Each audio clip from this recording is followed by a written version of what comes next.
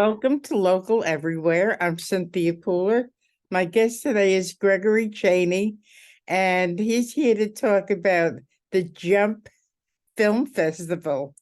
So, Greg, when did you start doing a film festival?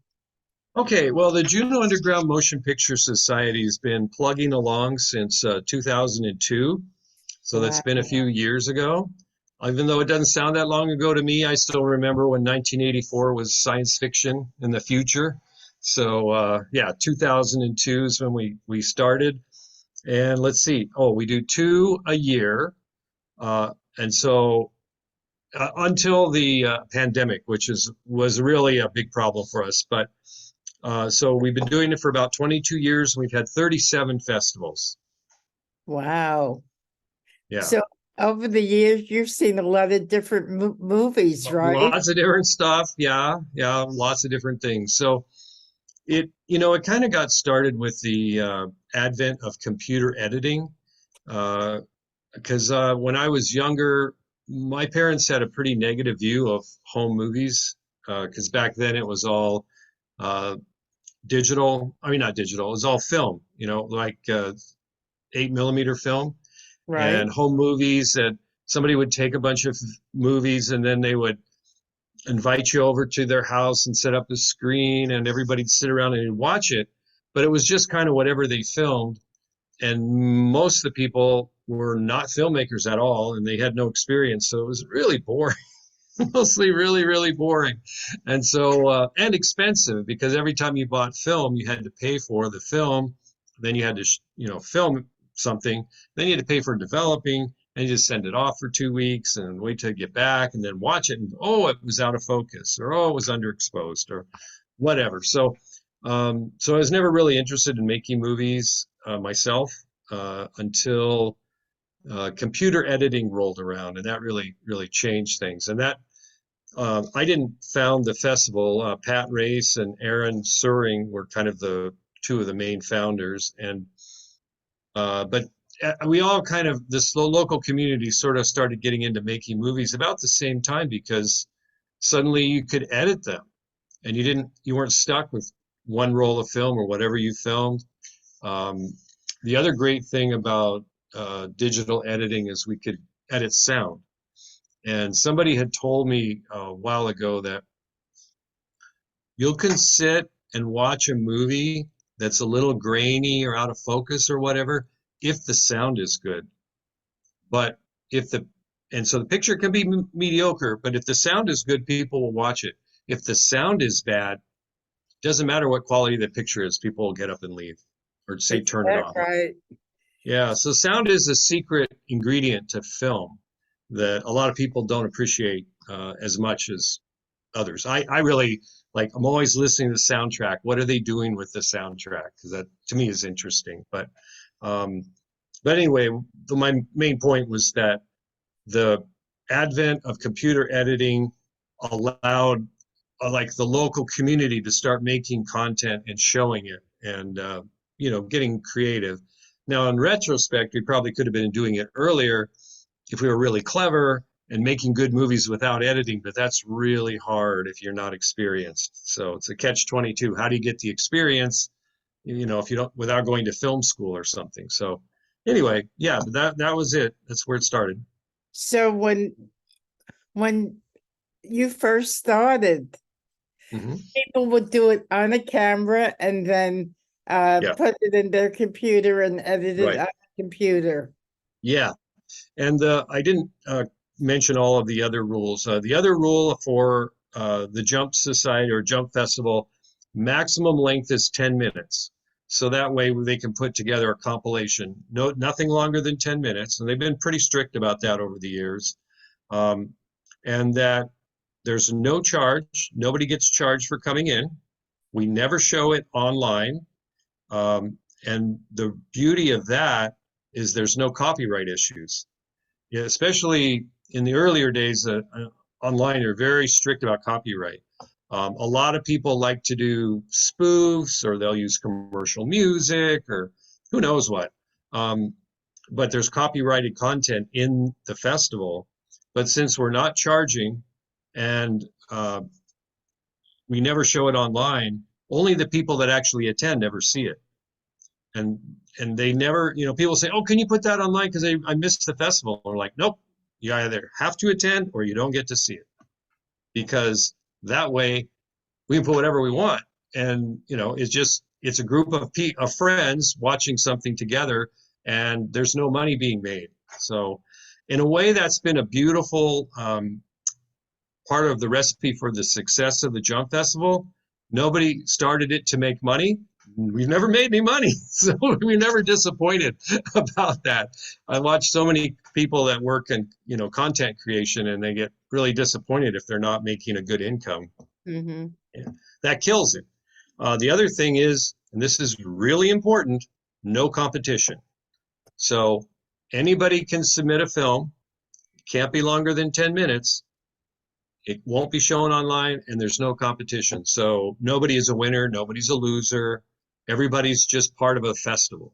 So it's a great community building event.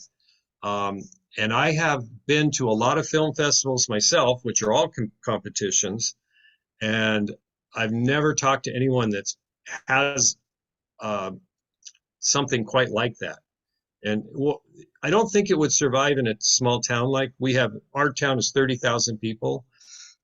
I don't think it would survive if it was a competition, because people would get angry. People would lose, and it's subjective. And well, mine was, or there. There's all this like ickiness that comes with competition. We don't have any of it, and it's actually really good. I think they kind of stumbled into it a little bit by accident, but boy, the longer we've done it, the more impressed I am with the quality of just the venue and how it works. So over the years, you've seen people do films on many different subjects. What was the one that Oh yeah. What was the ones that you enjoyed the most? Well, it's funny because I don't have a favorite. I just enjoy going there. I've really enjoyed the ones that kids do. Like we had one that Misha Brown, who was, I don't know, he was in grade school anyway, and he just sat down by himself and made a little stop motion animation of a skier skiing down a hill. He had like cotton balls, and it was all but it was very much a kid's movie because he was in grade school, like I said. But he was obviously very, very focused and continued and worked on it. So it had a beginning, middle, and end. It had a little bit of a plot. It was funny, and he went on to go to film school, and now he's working in the media branch of our local Native community. So that was cool. And then Lael Rogers was another one. She did a video about, it was like a ninja. She was in grade school or maybe middle school. I think she was maybe middle school, but she and her friends got together and they made a little movie like of ninjas doing stuff, and they had some special effects. Like they had like a harness that lifted people up and stuff. They did some silly things. Anyway, it was great fun to watch.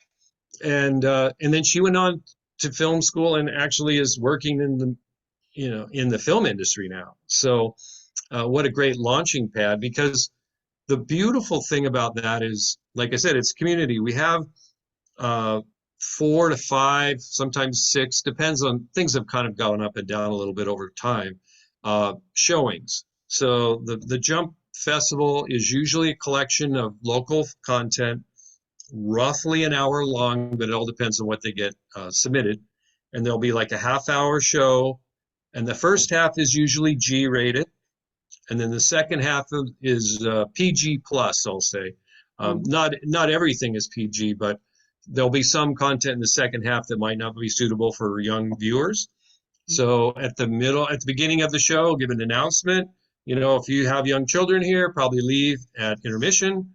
And so the really young kids can submit films, and that's always fun to get them, their energy and excitement, and see what they're thinking about. They're not all good. We'll say, just because you're cute and a kid, it's not always a good movie. But anyway, we don't reject it. We always accept it. It's always shown. And then In the second half, sometimes there's a little more adult content, but even though they say it's like potentially PG, usually it's really mild stuff, a couple swear words or something. It's a community forum, so people tend to be a little more discreet. They don't have to be. There's been a couple that kind of push the envelope, but not much.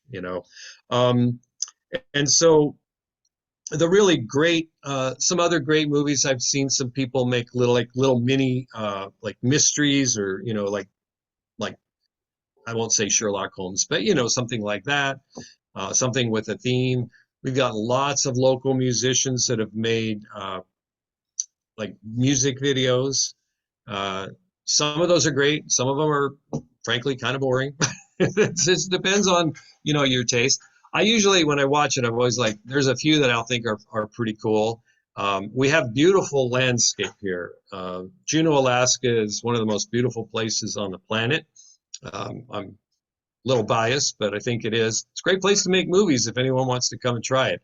Um, but we've got glaciers, we've got really jagged mountains, but we're right up against the ocean. So we have whales and sea life. And so we have an urban center. It's the capital of Alaska. So we have a downtown core. So you can do all kinds of different things here. And so those have been some of the different things I've enjoyed watching over time, Now, and a lot of comedies. Go ahead.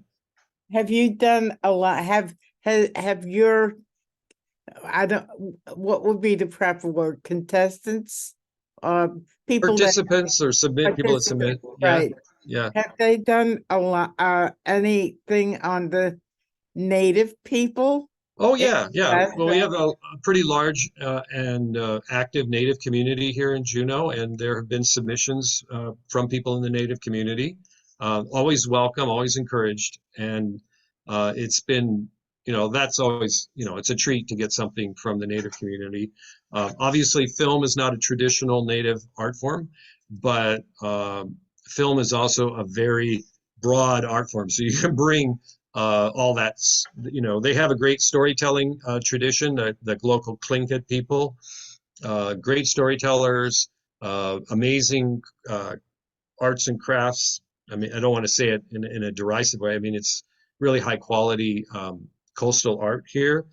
They actually did make totems as well. So, very visually graphic material. So, yeah, we do get that. A lot of nature stuff too, because obviously we're in a natural setting. Um, and so you get, the full gamut, pretty much anything you can imagine. So, in your day job, do you work with film? No, no, no. For me, it's just total hobby. Okay. I've been a pretty avid hobbyist for a long time. I kind of tried a little bit of dabbling in trying to do business, but didn't really turn into much. I'm not a business person, Uh-huh. but yeah, I've made a lot of films. I've even, been to the Banff Film Festival, won awards, so I've kind of done a little bit of that. But when I've gone to these different film festivals, I've always, make a point of talking to people about, what's it like in your community, and nobody has something that's non-competitive for one. Nobody has something that is so easy to submit things to, which has been it really builds community. And then as a filmmaker, you go to this thing and you watch your movie being shown and you get to see how people react. It's especially interesting to see how people who don't know you react. And you're totally anonymous sitting in the theater. So that's been fun. One thing I've done that's really, I haven't heard of anyone else doing this, but I've taken my camera in to a film festival, a jump festival, and my thing will come up. I will film the audience.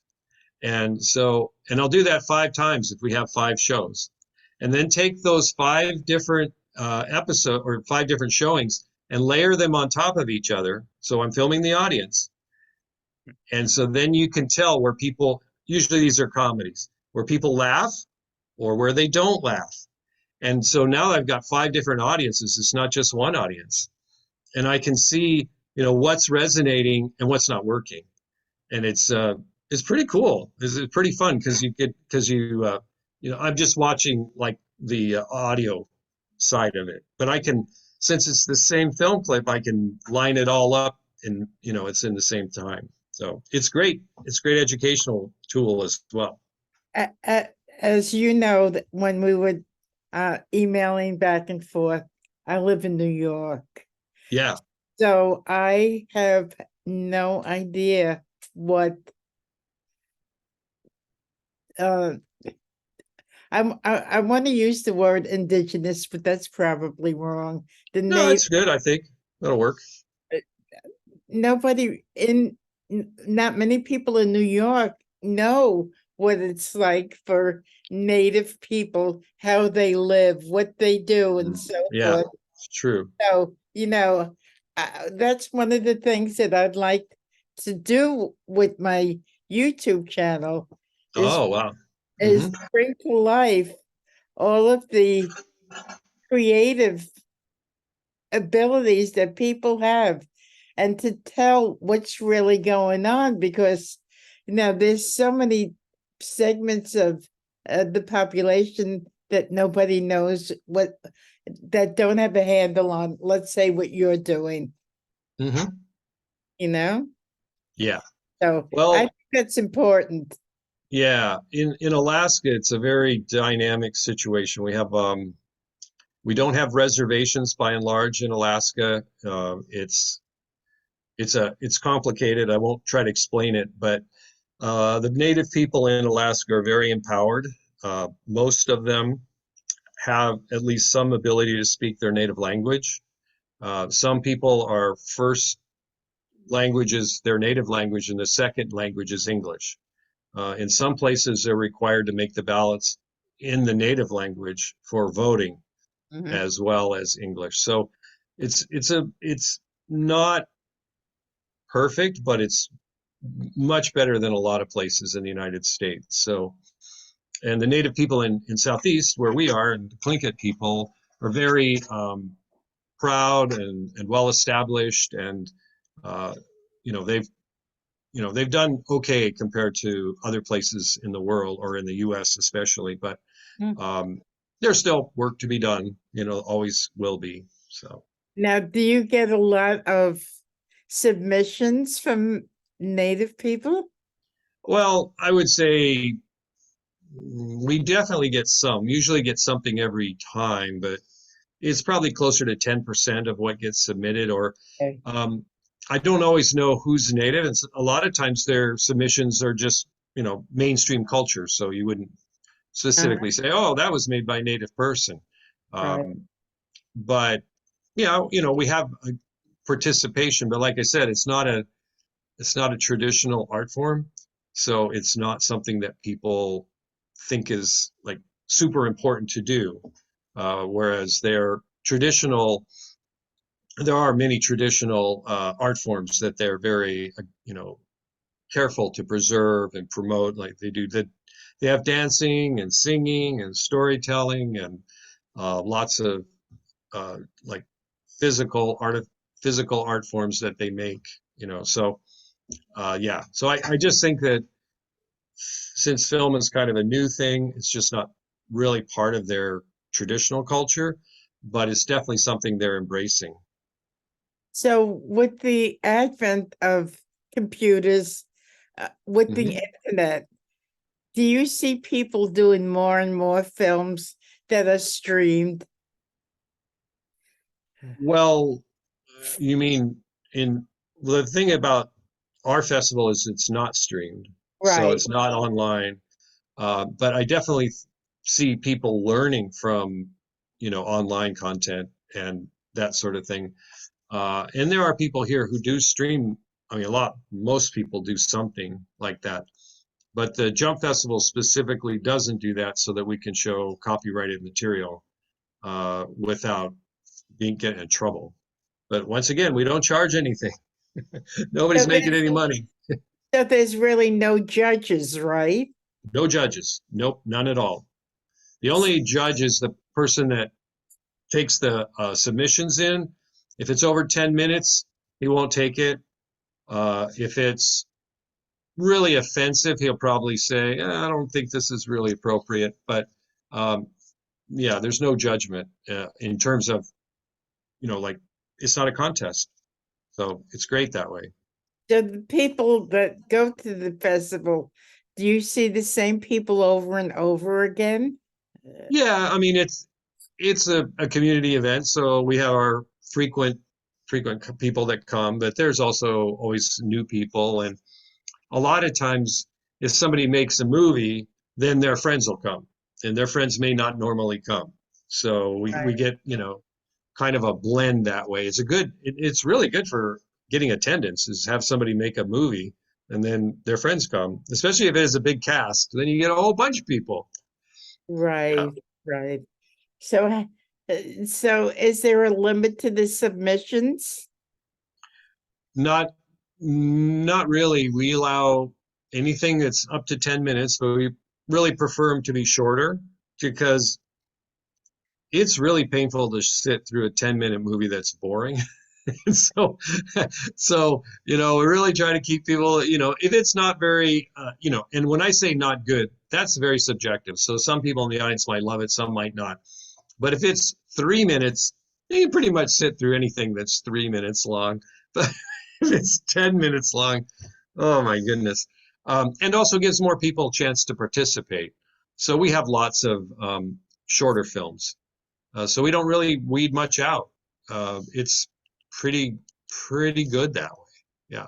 Actually, what can you portray in 3 minutes?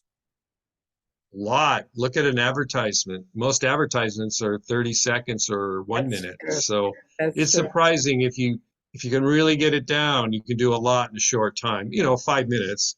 I tend to be on the longer side. I'm not as good at the short stuff, maybe, Mm. but yeah, it's a lot of variety, and we don't have trouble with too many submissions.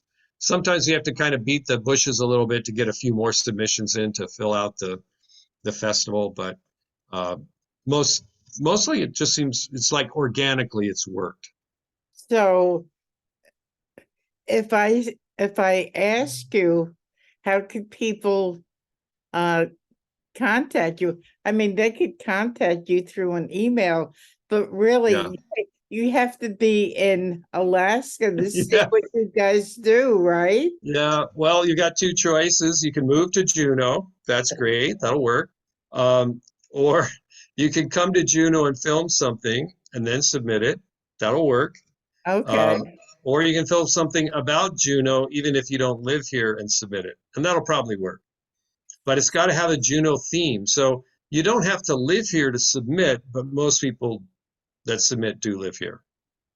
Do you, this is a really, I'm putting you on the spot with this Sure, question. no problem. Do you feel that you're shortchanging the lower 48? No, no, not at all. The whole point is to try to get people in Alaska to be creative and give a nurturing environment. Um, we have a very difficult time making films in Alaska. You'd be surprised at how many movies that say are set in Alaska are set in other places. And because it's expensive to film here, and our state doesn't have the tax incentive program. So, uh, like many Alaskan movies are made in Canada. We there was just one on TV. I can't remember. It was called. I think his title was like Alaska News or something. It was all made in Canada. I was so disappointed. I got kind of excited because they have this the setting shot is of Anchorage, and I'm like, oh, it's made in Alaska. Oh, this is cool. And I'm like, I don't recognize any of these actors because I know kind of like, people that are well known in Right. Alaska. There's like 40 people on this show. I don't recognize anybody. So I started looking them up. It was made in Canada. And most of the actors are from either Canada or from, the lower 48. So what we're trying to do is encourage people to either come to Juneau and make something, or to the people from Juneau and give them a platform where we are not just overwhelmed by all the stuff, the content. I mean, I think the amount of content that's uploaded to YouTube like every minute. I don't think a human being could watch that in their lifetime. There's just so much stuff coming out. And this kind of helps, focus it a little bit on our local area.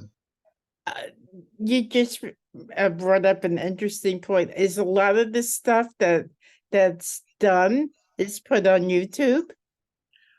Some of it is. I don't have any idea how much because Okay. it's not through the Jump Festival that it's put on. It'd just be independently put on the web. So if people were interested, they wouldn't really know how to uh find out, right?